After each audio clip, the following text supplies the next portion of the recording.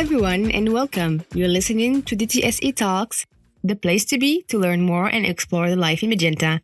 I'm your host, Umayma Bouswab, and today we talk about inclusion and belonging in the corporate world. Therefore, I invited Sandra Windgetter from Deutsche Telekom to shed a light on the topic. So stick around.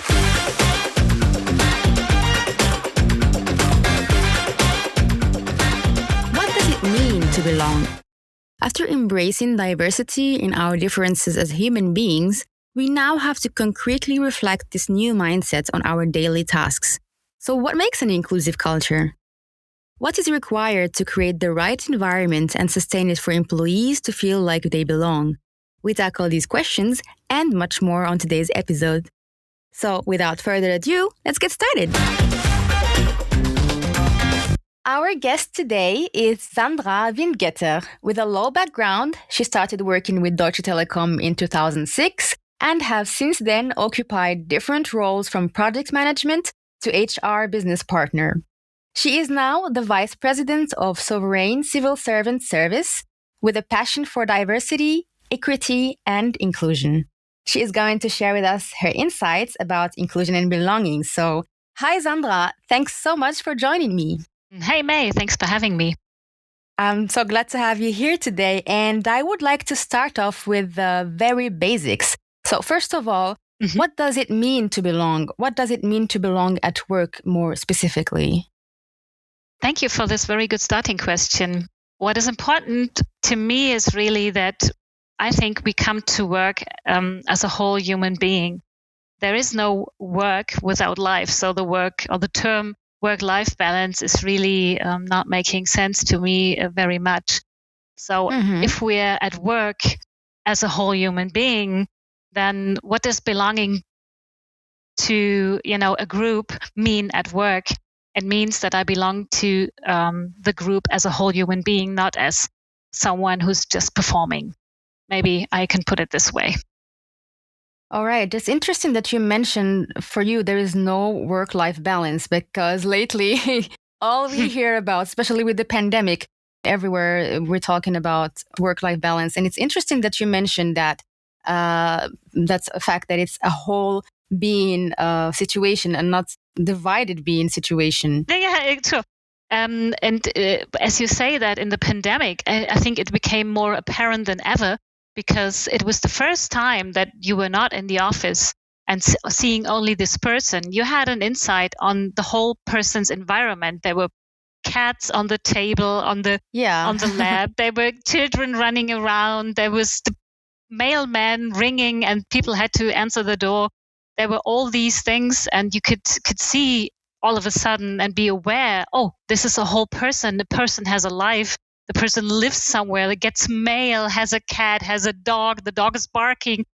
Even our CEO had this, we could say, problem that his dogs were barking while he was giving a speech. But I don't think it's a problem. It makes us, it doesn't make us human. It shows that we are human.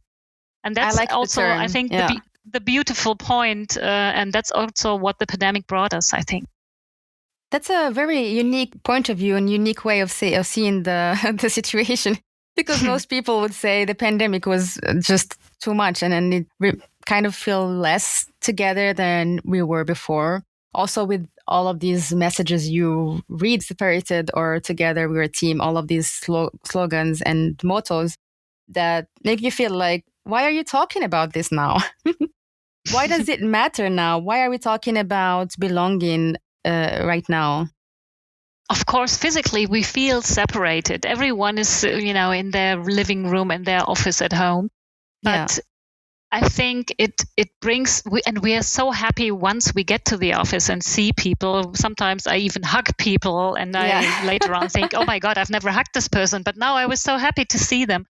And it's really showing us that what being together means to us. And actually, this Corona, the pandemic was a strain on us, especially on families, especially those who had children at home, had to do homeschooling. But it really showed us that many had the same problems. All of a sudden, we couldn't divide the workforce into those who perform and those who are there and those who are very engaged and those who have maybe problems, have issues, cannot perform fully.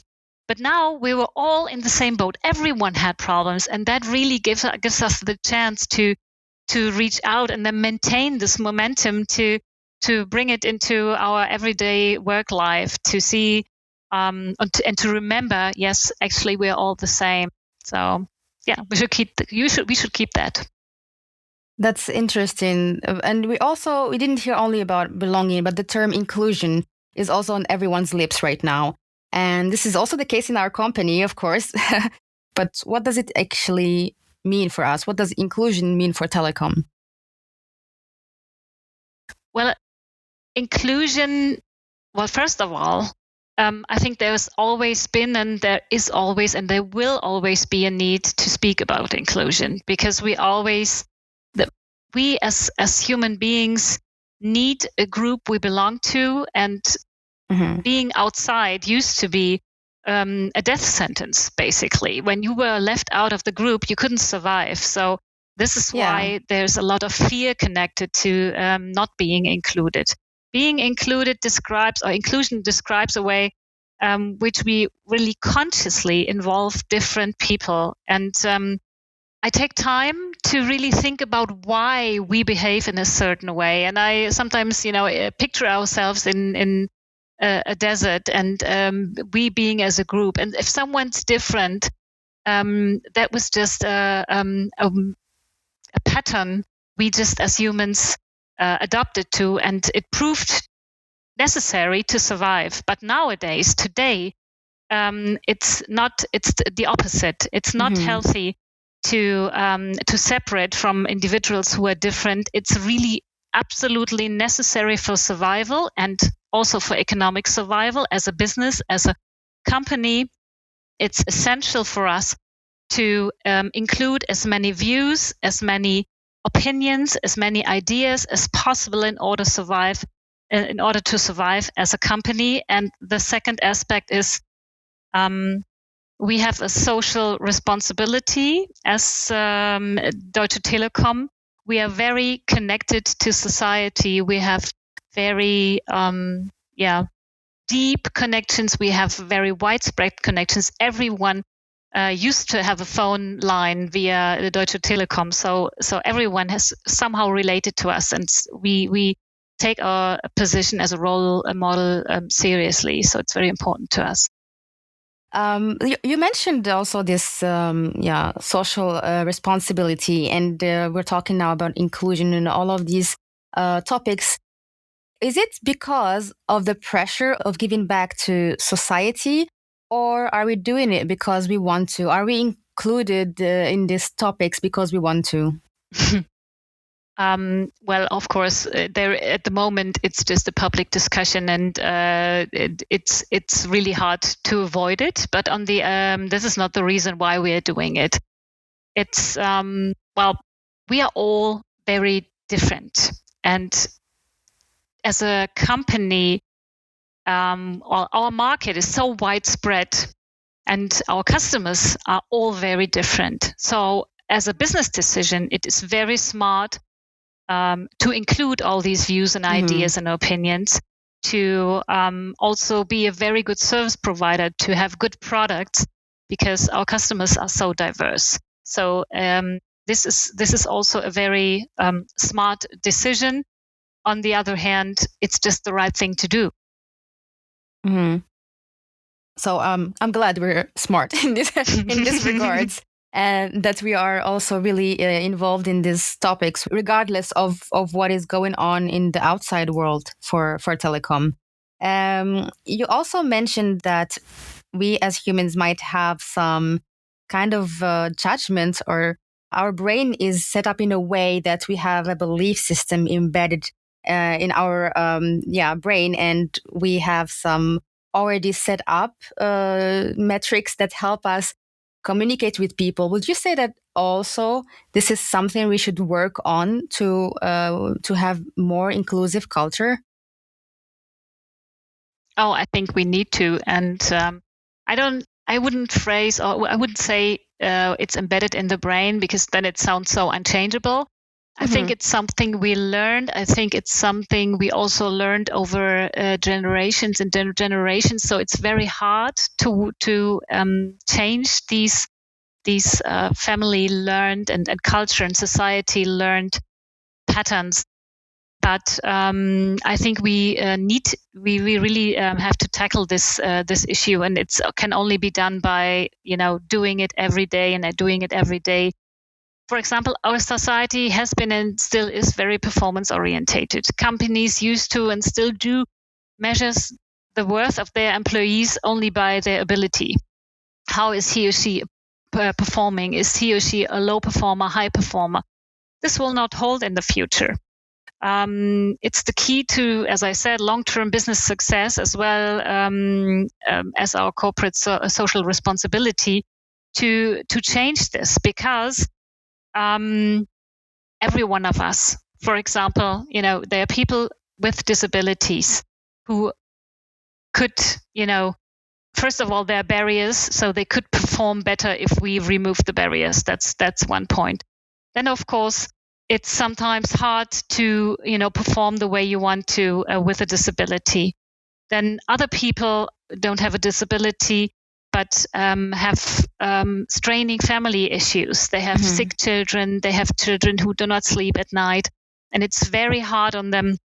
So on those days where they come to work in the morning, and they are very tired, or someone else is, getting a divorce, and he's very sad.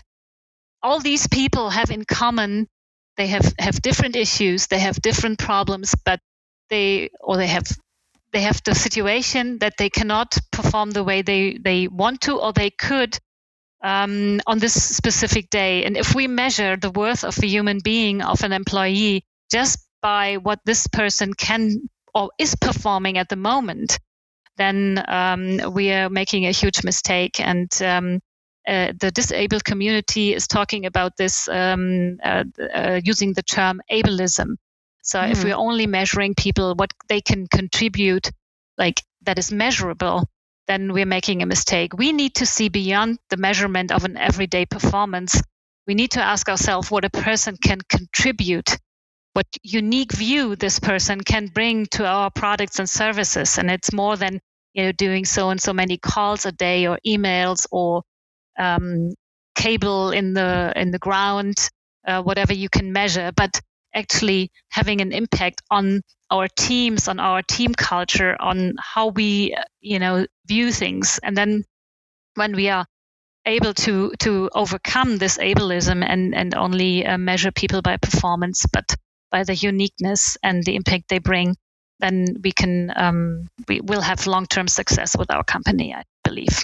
Yeah, that's a vitally important point, actually. And that was my next question, was to ask about what are the groups who feel like outsider, because as Maslow's pyramid shows, the belonging is just above safety and security. So it's true that all of us feel like outsiders from time to time, but there are other groups who feel like outsiders all the time. And you just gave some examples that I wanted to ask. What are these groups, and do we have these groups in telecom?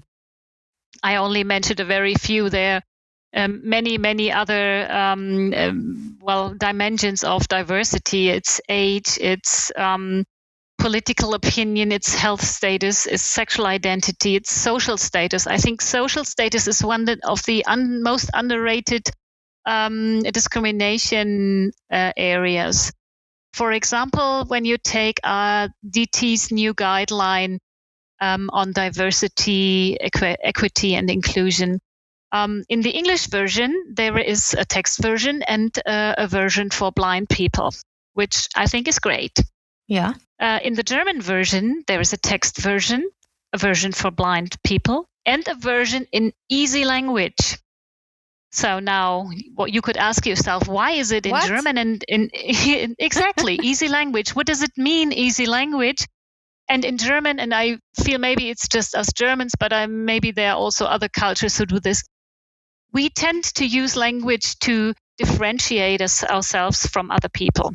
Oh. To show we are more eloquent. We are more sophisticated. We have a higher. Hochdeutsch is not it's the opposite of dialect, but it's you use a language where you show using a certain grammar, using a certain type of words, using certain expressions to show that you have a higher education, and by that, of course, you draw the line in a social way. So people who have working class parents don't know how to express themselves like that, and they are neglected when it comes to career paths, etc. So it's very, very diverse. Does it mean we have to, I just talked to a colleague and he was very upset. He said, "Oh, this, gender stuff, you're either a woman or a man. And, if you decide to be a woman and you were a man, then fine. But then afterwards you're a woman." So anyway, he was just, overwhelmed by all these different dimensions of diversity. And I understand. But I think we need to take the time now to have a close look and examine ourselves, examine what we are doing as a company, how our leadership quality gates are structured, for example. What are we discriminating anyone unconsciously? Because of course we're not consciously discriminating anyone, but unconsciously it just can happen. So we need to take the time to analyze, to see, to check, and to check again. But it doesn't, reflect on, everyday life. And I think we're sometime, going to be a bit more relaxed about it. At the moment, I feel the discussion is very tense, very stiff, and there's a lot of anger in it. I'm looking forward to when we can see it a bit more relaxed, but I think this time of analysis is just very important. And if we can express ourselves a little bit simpler, then it would help already people whose not a native language is not German or English. We help people who have trouble understanding. We have people who have trouble with hearing. We have people, and we include all those if we just phrase our writings, our guidelines a bit simpler. Mm-hmm. Yeah, and it's good that you mentioned. Yeah, it's good that you mentioned this unconscious bias, which reminds me and echoes what we just talked about, that we have some beliefs in not embedded, but we have some beliefs in our mind because of the culture or the society. So it's good to always remember that you might have an unconscious bias, but it's okay. Just be conscious about it and try to change it, right? Yeah. I think it's very difficult for, as me being a white female, to really grasp what it is to be, to have a disability, to be in a wheelchair, or to be black, or to be, bisexual or whatever. So it's a matter of what you're used to. And when my daughter she was not even one, and I went with her in our bookstore in our village, and there was a black man sitting there in a chair, and his skin was quite dark, and my daughter started crying immediately. She saw him and she started crying, and I felt so bad for this man, and I tried to apologize. I'm sorry, she's never seen a black person, but what could I do? So it puts you in a situation where you kind of finally understand that, okay, it can be this unconscious bias, because sometimes you just are in an environment that shelters you from everything else around the world, that when you grow up as an adult, you're naturally, even as a kid or an adult, you're naturally thinking, okay, this is not what I'm used to, and your brain is on flee mode. Exactly. When we were still in the savannah, 10,000 years ago, someone who was different could kill you. It was just like that. And those who said, "Oh, maybe he's a friend," maybe they just they are not in the gene pool anymore. They died. So that's a good point. But it's very. I think it's so important to listen to one another and realize, of course, as a white person, I can't be, racism, because people never expect of me the lowest. especially for women. We didn't even speak about multiple discrimination. For example, as a Muslim woman, so you experience triple discrimination. Mm-hmm. So it's quite easy for me to be normal, and I say this in parentheses. So it's nothing is normal in that sense, but what is important is that you listen to others, that you're willing to hear what they are saying. And I just read a book in German by a colored woman, and the title is "What White People Don't Want to Hear, but They Need to Hear It." And there were many things that I wasn't aware of, that I was totally not aware. And I'm sure that this is valid not only for race issues, but also for gender identity, for all the other things that I mentioned. So we need to learn. We need to be open to learn. And actually, for a long time, DT has already had the guideline "Act with Respect and Integrity." Yes. That's been a long time guideline at DT. And actually, that's the essence of it. It's if you do that, if you act with respect and you are open to learn, then you're accidentally already inclusive. That's great. It's, said like that, it sounds really easy, but maybe it is just that simple, and it comes down to our personal effort. So speaking about efforts that will help us have more inclusive culture, most of the companies to help in this regards, they just would increase the shares of underrepresented communities in leadership or employees status. Is this enough? Is this increasing of the communities enough to cultivate a culture of belonging? It's a start. Okay. And what I also realized is that representation matters. It's not only mattering, it's very, very important.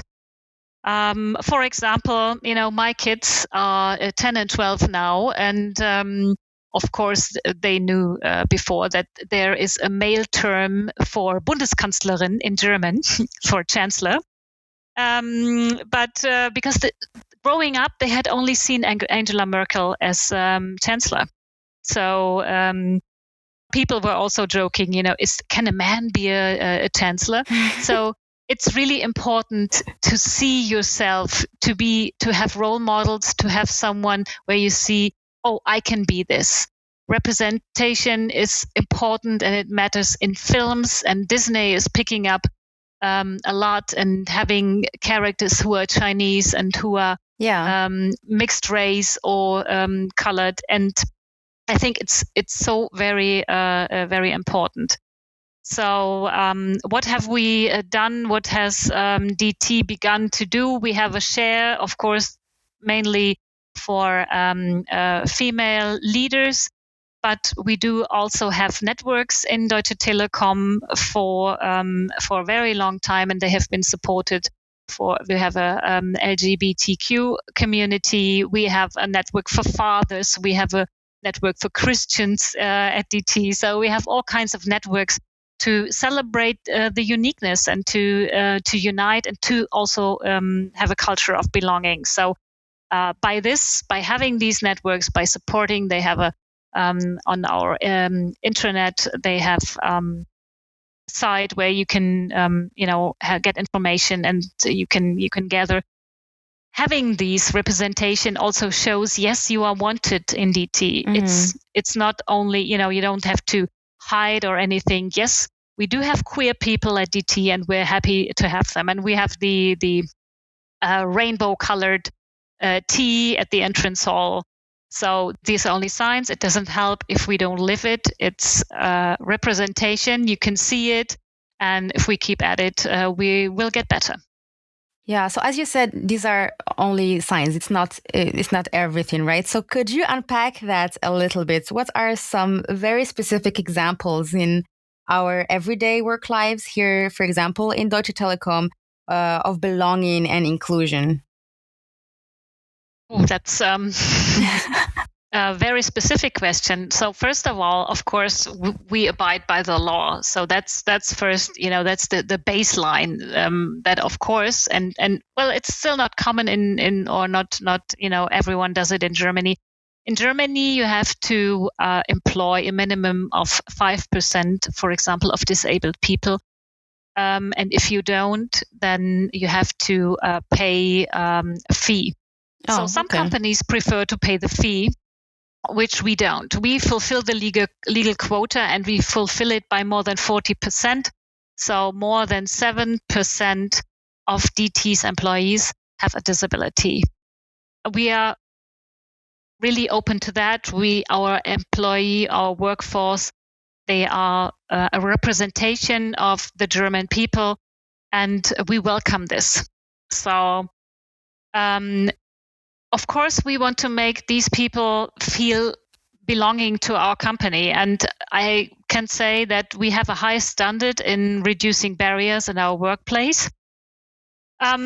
Also, of course, I have to admit that it's quite sometimes also difficult to remove the barriers, but we're doing our best. And of course, sometimes we fight over this to get the best solution. But I think we are already doing quite a good job.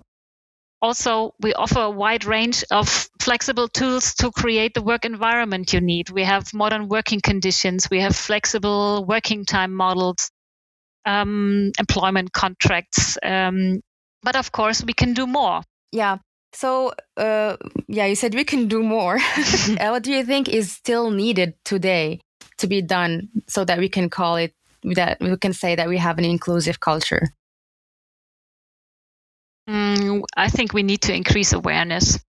As I said from the talk with my colleague just today, we really have to see that we don't overdo it, because very often I read or I hear from people that they don't understand the discussion, and we have to explain. We have to explain why we're doing this. Some people are very annoyed by gender. And well, English language is quite inclusive already, but in German you usually have a female and a male term for every profession. So we try to find a way to express or to use an inclusive language, but it's distressing many people. Mm-hmm. So we have to do both. We have to increase awareness. We have to speak about hurtful language. We have to speak about uninclusive language. At the same time, I would like to really give a hand to those people who don't understand why we are doing this. And it's not only old white men, to use the term, but it's many people who don't yet understand the pain of those different groups who do not feel as belonging as they should feel.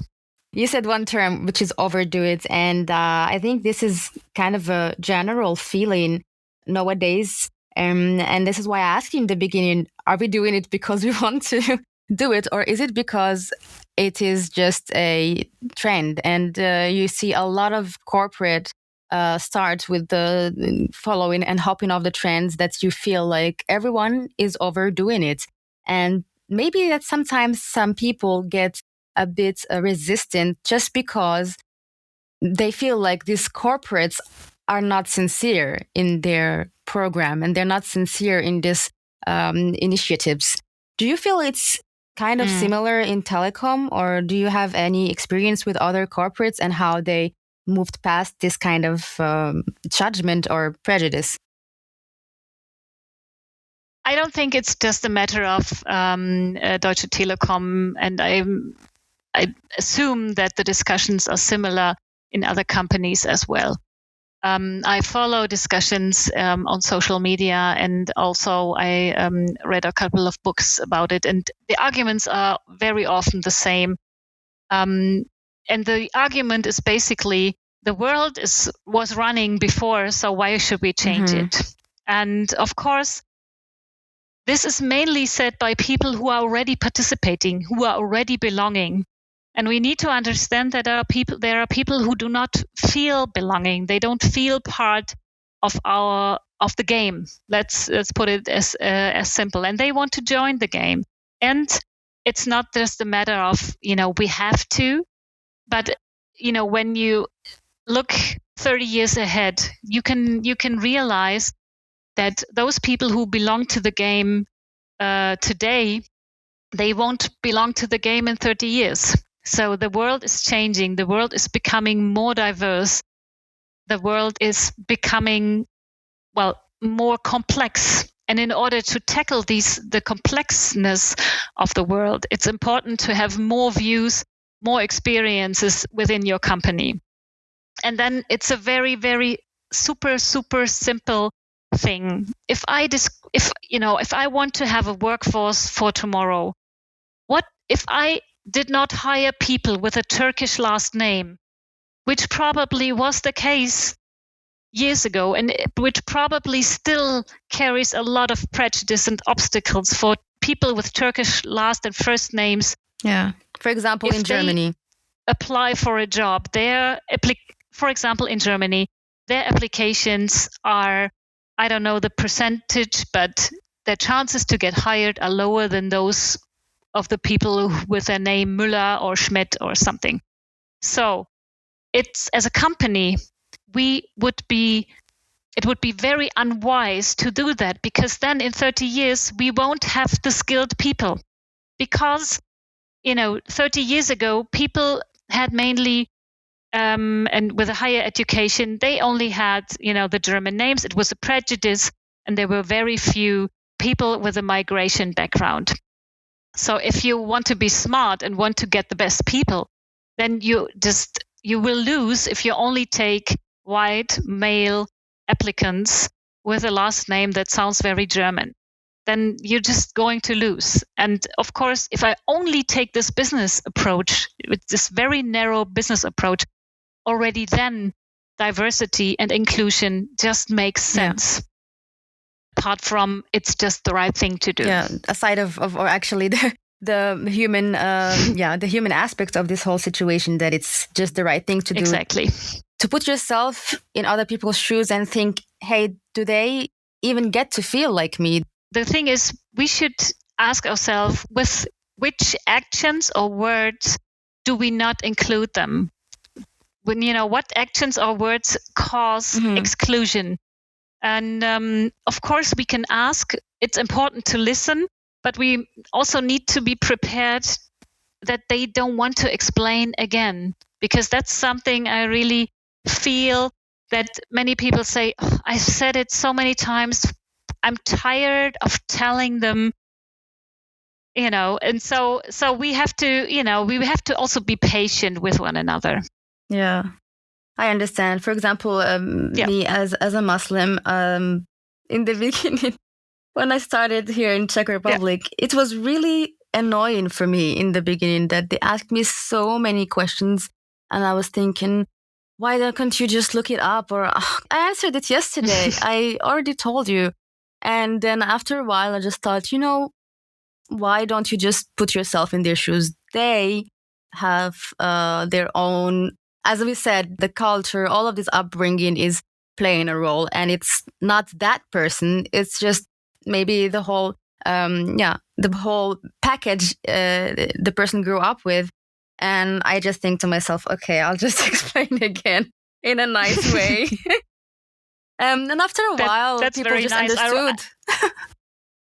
Yeah. I was already getting a bad conscience now, because I once, and that's why representation matters. If you are the only Muslim, then you have to explain. If there are more of you, and I also had one colleague who was Muslim, and of course I asked him the same questions and discussed with him, and he had to, be there. And now I feel bad. I have to call him.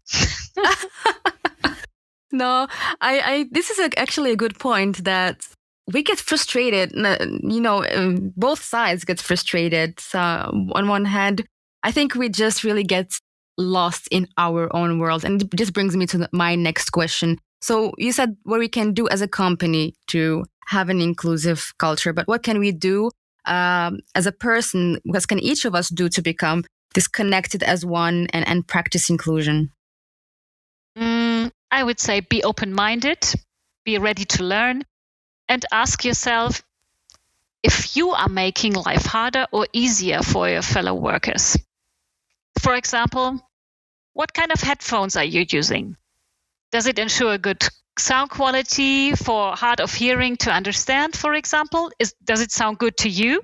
Yes, maybe not to others. You can ask others. You can say, is the sound quality okay? And they will give you feedback. Maybe not the first time, but they will give you feedback maybe the next time. And this awareness, this openness is important. And you have to, what you can also do is, because as you just said, you're tired of explaining, but if you create an atmosphere where everyone feels safe and happy, maybe not happy, but really feels safe to speak up and say, listen, what you just said hurt me, then that's a very, very, very big step forward. And I think that would help a lot of more than any guidelines we can give, any agreements, social collective agreements we can sign. It's the best step, the largest step you can as a person can create is be open, be ready to learn, and be sensitive, and be open to feedback. And then we are quite a step further, I think. That's interesting. Simply be open to feedback. I think it comes down to that, to be okay, to be told that, hey, you said something that hurts somebody, and to be okay that, it is their right to feel hurt. Yeah, it's hard. I think it's very hard to receive the feedback. Hey, what you just said hurt me as a colored person, for example. Then as a German, it's like, did you just call me a racist? And then you're immediately turning defensive, getting into the defense and turning the argument. But it's really important to listen to each other's needs and feelings. And if someone is hurt, then it doesn't mean that you're a mean and bad person. That it can happen that you accidentally say these things. And of course, I grew up in an environment in the 80s that was very innocent of of discriminating language. When I was little, there was still the song of the 10 little. I'm not saying the N-word now. So and as a child, that was not even a bad word for me. And now I understand that it's hurtful to colored people, and I'm not using it. And it's just, it's not a matter of fault. It's a matter of taking responsibility for your actions in the future. And once you understand, okay, it's hurtful, so I'm not using it again in the future. It doesn't mean I was a bad person in the past. Mm-hmm. So maybe that helps people being open to feedback that contains, that actually shaking your beliefs, which it is. Yeah. Yeah. Great. Thanks. Well, thank you so much, Sandra, for taking the time of your day to speak with me. So we will wrap it up today. It's really been very inspiring, and I learned a lot from you, and I hope we inspired other people today. Thank you. Thank you. I learned a lot from you too, and it was a great chat. So that's all, folks. Thanks a lot for tuning in to DTSE Talks and joining me today along with my guests. All in all, belonging is not only a fundamental human need, but also a necessity for any business nowadays to unlock long-term success. We need to include as many views, ideas, opinions as possible in order to survive as a company as well as individuals. Simple actions like active listening go a long way in creating understanding of our differences and help us stay open to learn and accept others. And you, what are some examples of your everyday life of belonging and inclusion? Share with us your thoughts, and let's meet again on our next episode. Stay tuned! Make sure to go to talks.dtse.group, subscribe to our podcast, and leave us a feedback.